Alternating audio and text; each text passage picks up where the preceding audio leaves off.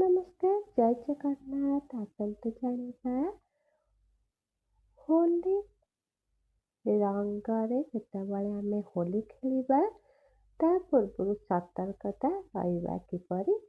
ରଙ୍ଗ ଖେଳିବା ପୂର୍ବରୁ ତେଲ ଲଗାନ୍ତୁ। ମୁହଁ, ହାତ, କେଶରେ ନଡ଼ିଆ ବା ସୋରିଷ ତେଲ ଲଗାଇ ନିଅନ୍ତୁ। ଏହା ରଙ୍ଗର ଚର୍ମରେ ଧରିବ ନାହିଁ, ପରେ ସହଜରେ ସଫା ହେବ।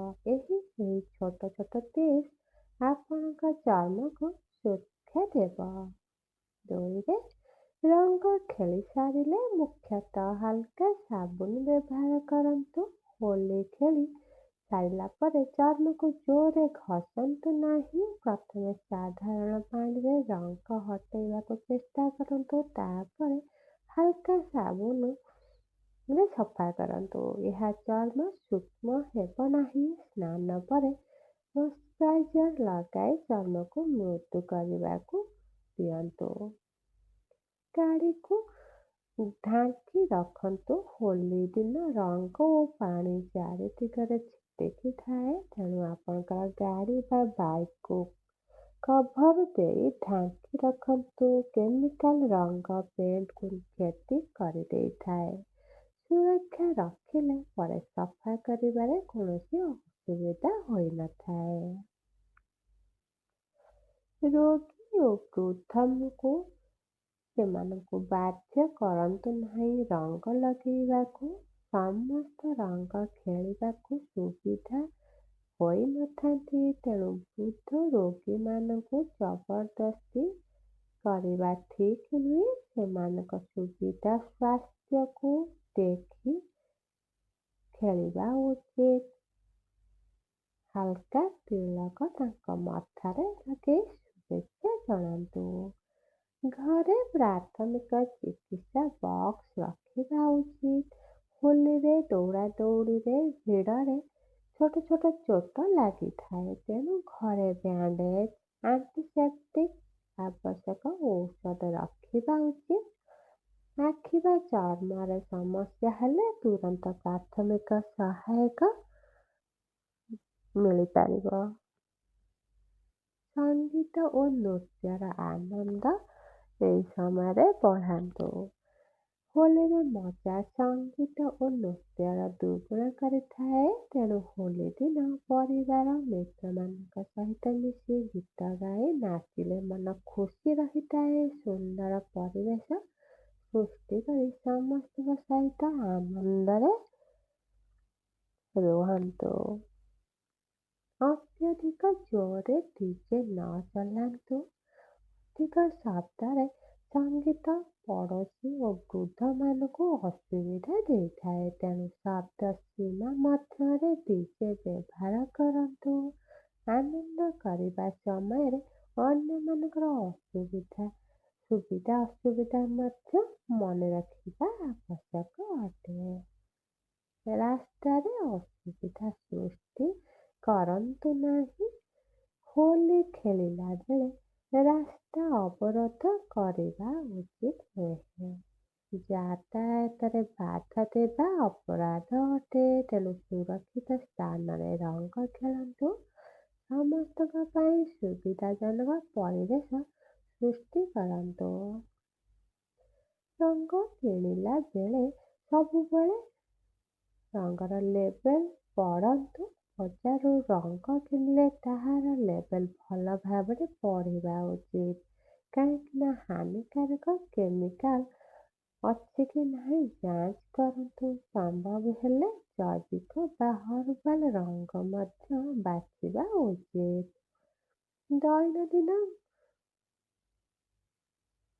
ଆମେ ଯେଉଁ ବ୍ୟବହାର କରୁଛନ୍ତି ରଙ୍ଗ, ତାହା ଫୁଲ ଓ ପ୍ରାକୃତିକ ଉପାଦାନ ତିଆରି କରି ଜୈବିକ ଗୁଲାଲ ରଙ୍ଗ ପାଇଁ ସୁରକ୍ଷିତ ହୋଇଥାଏ, ତେଣୁ ଏହା ପରିବେଶକୁ କ୍ଷତି କରେ ନାହିଁ। ଏଭଳି ରଙ୍ଗ ବ୍ୟବହାର କରି ସୁସ୍ଥ ଓ ସୁରକ୍ଷିତ ହୋଲି ପାଳନ କରନ୍ତୁ ଏବଂ ସୁସ୍ଥ ରୁହନ୍ତୁ। ଘରେ ପ୍ରସ୍ତୁତ ମିଠା ବାଣ୍ଟନ୍ତୁ। ହୋଲିରେ ଘରୋଇ ମିଠା ବନାଇ ପଡ଼ୋଶୀ ଓ ମିତ୍ରଙ୍କୁ ବାଣ୍ଟି ଦିଅନ୍ତୁ।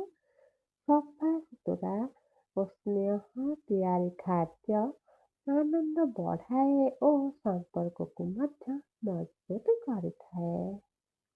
ପ୍ରଥମେ ପୂଜା କରି ହୋଲି ଆରମ୍ଭ କରିବା ଉଚିତ। ହୋଲି ପୂର୍ବରୁ ଭଗବାନଙ୍କୁ ସ୍ମରଣ କରନ୍ତୁ। ହୋଲିକା ଦହନ ପରେ ପରମ୍ପରା ଅନୁସାରେ ପୂଜା କରି ରଙ୍ଗ ଖେଳ ଆରମ୍ଭ କଲେ ପର୍ବର ମାନ ଓ ଆଧ୍ୟାତ୍ମିକ ଭାବ ବଢ଼ିଥାଏ। ଅପରିଚିତ ଲୋକଙ୍କୁ ଠାରୁ ସାବଧାନ ରୁହନ୍ତୁ। ଭିଡ଼ ମଧ୍ୟରେ ଅପରିଚିତ ଲୋକଙ୍କ ସହିତ ସତର୍କ ରହିବା ଉଚିତ। ମୋବାଇଲ ଓ ମୂଲ୍ୟବାନ ସାମଗ୍ରୀ ସଂରକ୍ଷିତ ରଖନ୍ତୁ। ସୁରକ୍ଷା ସବୁବେଳେ ପ୍ରଥମେ ରହିବା ଦରକାର।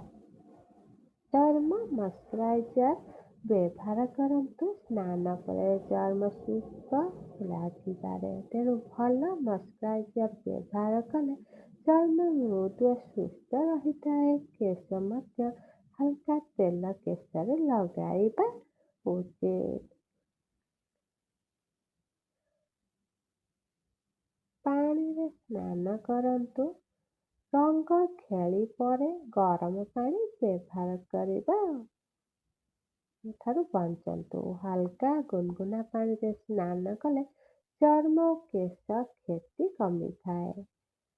ପ୍ରେମ ହସ ଖୁସି ସହିତ ହୋଲି ପାଳନ କଲେ ହୋଲିର ସତ୍ୟ ଅର୍ଥ ହେଉଛି ପ୍ରେମ, ପ୍ରତି ମାନବତା। ମନର ମଳିନତା ଦୂର କରି ସମସ୍ତଙ୍କୁ ଆଲିଙ୍ଗନ କରନ୍ତୁ, ଖୁସି ବାଣ୍ଟନ୍ତୁ। ତେବେ ହୋଲି ପର୍ବ ସଠିକ ଅର୍ଥରେ ସଫଳ ହେବ। ହର୍ବାଲ ରଙ୍ଗ ବ୍ୟବହାର କରନ୍ତୁ। ହୋଲି ହେଉଛି ରଙ୍ଗର ପର୍ବ, ଯାହା ଇଣ୍ଡିଆରେ ବହୁତ ଧୁମଧାମରେ ପାଳନ ହୁଏ। କେମିକାଲ ରଙ୍ଗ ଚର୍ମକୁ କ୍ଷତି କରିପାରେ, ସେଥିପାଇଁ ଫୁଲ, ହଳଦୀ, ବେସନ ବିଭିନ୍ନ ପ୍ରାକୃତିକ ଉପାଦାନରୁ ହର୍ବାଲ ରଙ୍ଗ ବ୍ୟବହାର କରନ୍ତୁ।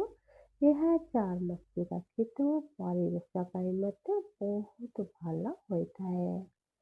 ଆଖିର ସୁରକ୍ଷା କରନ୍ତୁ। ରଙ୍ଗ ଖେଳିଲା ବେଳେ ଆଖିରେ ସିଧାସଳଖ ରଙ୍ଗ ନ ପକାଇ ସନଗ୍ଲାସ ପିନ୍ଧିଲେ ଭଲ। ଯଦି ରଙ୍ଗ ଆଖିରେ ପଡ଼େ, ସଫା ପାଣିରେ ତୁରନ୍ତ ଧୋଇଦେବା ଉଚିତ। ପୁରୁଣା କପଡ଼ା ପିନ୍ଧନ୍ତୁ। ହୋଲି ଦିନ ନୂତନ ବା ଦାମୀ କପଡ଼ା ପିନ୍ଧିବା ଠାରୁ ଦୂରେଇ ରୁହନ୍ତୁ। ପୁରୁଣା ଓ ସୁବିଧାଜନକ ପୋଷାକ ପିନ୍ଧନ୍ତୁ, ଯାହାର ଆପଣ ସ୍ୱଚ୍ଛରେ ଖେଳିପାରିବେ ଓ ଖରାପ ହେଲେ ଚିନ୍ତା ରହିବ ନାହିଁ। ଅଧିକ ପାଣି ଅପଚୟ କରିବେ ନାହିଁ। ହୋଲିରେ ପାଣି ଅଧିକ ବ୍ୟବହାର ହୋଇଥାଏ, କିନ୍ତୁ ପାଣି ସଂରକ୍ଷଣ ଆବଶ୍ୟକ। ତେଣୁ ଶୁଖିଲା ରଙ୍ଗରେ ହୋଲି ଖେଳି ପାଣି ବଞ୍ଚାନ୍ତୁ। ଛୋଟ ପିଲାଙ୍କୁ ସୁରକ୍ଷା ଦିଅନ୍ତୁ। ପିଲାମାନେ ଖୁସିରେ ରଙ୍ଗ ଖେଳନ୍ତି, କିନ୍ତୁ ସେମାନଙ୍କୁ ହର୍ବାଲ ରଙ୍ଗ ଦିଅନ୍ତୁ। କେମିକାଲ ରଙ୍ଗ ଚର୍ମ ଓ ଆଖି ପାଇଁ ହାନିକାରକ ହୋଇଥାଏ। ପ୍ରଥମେ ସମ୍ମତି ନିଅନ୍ତୁ। କାହାକୁ ଜବରଦସ୍ତି ରଙ୍ଗ ଲଗାନ୍ତୁ ନାହିଁ। ପ୍ରଥମେ ପଚାରନ୍ତୁ, ସେ ଖେଳିବାକୁ ଚାହୁଁଥିଲେ ତାହେଲେ ତାଙ୍କ ସହିତ ଖେଳନ୍ତୁ। ଚର୍ମ ଆଲର୍ଜି ଥିଲେ ସାବଧାନ। ଯଦି ଆପଣଙ୍କର ଚର୍ମ ସମସ୍ୟା ଅଛି, ତେବେ ଡାକ୍ତରଙ୍କ ପରାମର୍ଶ ନେଇ କେବଳ ପ୍ରାକୃତିକ ରଙ୍ଗ ବ୍ୟବହାର କରନ୍ତୁ। ଖାଦ୍ୟରେ ସାବଧାନତା। ହୋଲିରେ ମିଠା ଓ ପକ୍କା କରି ଏମିତି ଖାଆନ୍ତୁ। ଅଧିକ ଖାଇବା ଠାରୁ ମଧ୍ୟ ବଞ୍ଚନ୍ତୁ। ମଦ୍ୟପାନଠାରୁ ଦୂରେଇ ରୁହନ୍ତୁ। ହୋଲିରେ ମଜା ଖୁସି ରହିବା। ଅତ୍ୟଧିକ ମଦ୍ୟପାନ କଲେ ବିବାଦ ହୋଇଥାଏ, ତେଣୁ ଏଥିରୁ ବଞ୍ଚିତ ରୁହନ୍ତୁ। ନମସ୍କାର, ଜୟ ଜଗନ୍ନାଥ। ଏହି ଭିଡ଼ିଓଟି ଆପଣମାନଙ୍କୁ ଭଲ ଲାଗିଥିବ, ଦୟାକରି ଭିଡ଼ିଓଟି ଲାଇକ୍ ସେୟାର କରିବେ, ଚ୍ୟାନେଲକୁ ସବସ୍କ୍ରାଇବ କରିବେ। ନମସ୍କାର, ଜୟ ଜଗନ୍ନାଥ, ହାପି ହୋଲି। ଆପଣ ସମସ୍ତଙ୍କ ପରିବାରକୁ ଆଜିର ଦିନଟି ସୁଖମୟ ହଉ। ନମସ୍କାର, ଜୟ ଜଗନ୍ନାଥ।